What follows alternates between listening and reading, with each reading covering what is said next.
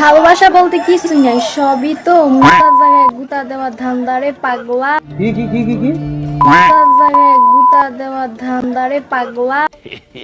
বারোয়াতারিরা যেরকম হয় আর কি। নিঃসন্দেহে তুই ঠিক কথা বলেছিস। তো আপনি যদি জীবনে বারোয়াতারি না দেখে থাকেন, কারো কপালে এরকম বারোয়াতারি লেখা না দেখে থাকেন, তাহলে উনাকে চিনে রাখতে পারেন। উনি হচ্ছেন বারোয়াতারি। বারোয়াতারি যেগুলা হয় এগুলা কিন্তু এ ধরনেরই হয়ে থাকে বা এরকমেরই হয়ে থাকে। অনিক, আমার পম্পম গুলা খাইয়া তারপর আমাকে ছেড়া দিলা।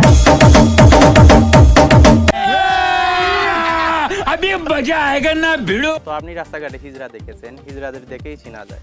তো আপনি হয়তো মনে মনে খুঁজতেছিলেন বারোয়াতারিরা কি ধরনের হয়ে থাকে। তো ওনাকে সঠিকভাবে চিনে রাখুন, উনি হচ্ছেন বারোয়াতারি। বারোয়াতারিরা কিন্তু এ ধরনের হয়ে থাকে। কথা কি ক্লিয়ার না ভেজাল আছে? তো এ ধরনের পাবলিক যে রয়েছে তারা ফলোয়ার গেইন করতে পারে না, তারা ফলোয়ার গেইন করার জন্য সস্তা উপায় খুঁজে নেয়।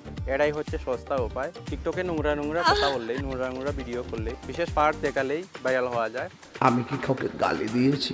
কয়েকদিন আগে আমি একজনকে দেখেছিলাম, উনি প্যান্ট খুলে টিকটকে ভিডিও করতেছেন। ভাইরাল হওয়ার আর কোনো রাস্তা পায় না। তো আপনারা একটা জিনিস ভালো করে খেয়াল করুন, আপনারা ভালো করে মনে রাখুন, সেটা হচ্ছে যে টিকটকাররা কিন্তু ফলোয়ার গেইন করার জন্য, ভাইরাল হওয়ার জন্য যে কোনো পর্যায়ে যেতে পারে। এই প্রমাণটা কিন্তু আমি গত একটা ভিডিওতে দিয়েছি। गजब बेइज्जती है।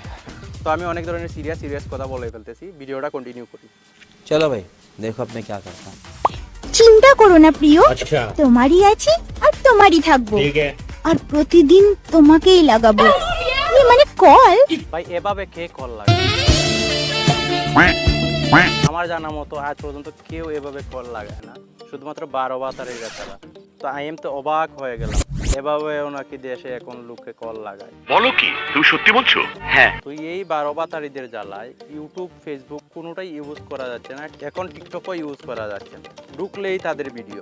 মমতাজ আফাজে এখানে বলেছিলেন ইউটিউবে ঢুকলেই শুধু নোংরা ভিডিও আসে। এখন আমারও এই দশা হয়ে গেছে। টাইট জামা কাপড় পরা মেয়ের অনেক খোঁজ পাবেন, কিন্তু বাকি সব টাইট পাওয়া ভাগ্যের ব্যাপার। আরে এরা কারা, কোত্থেকে এলো? আমি জানি না এখানে কারটা ডিলা কারটা টাইট আছে। তো আমি এতটুকু শিওর হয়ে বলতে পারতেছি আপনারটা নিশ্চয়ই ডিলা রয়েছে। আপনার যে ক্যারেক্টার, আপনার যে ভিডিওর ব্যাকগ্রাউন্ড সাউন্ড, যেই কোয়ালিটির ভিডিও তৈরি করেন, যেই ধরনের ভিডিও তৈরি করেন, আপনার ক্যারেক্টার এখানে বলে দিচ্ছে আপনারটা কি রকম হবে। আপনার যে হবু স্বামী রয়েছে তার কপালে কি রয়েছে একমাত্র আল্লাহই জানে।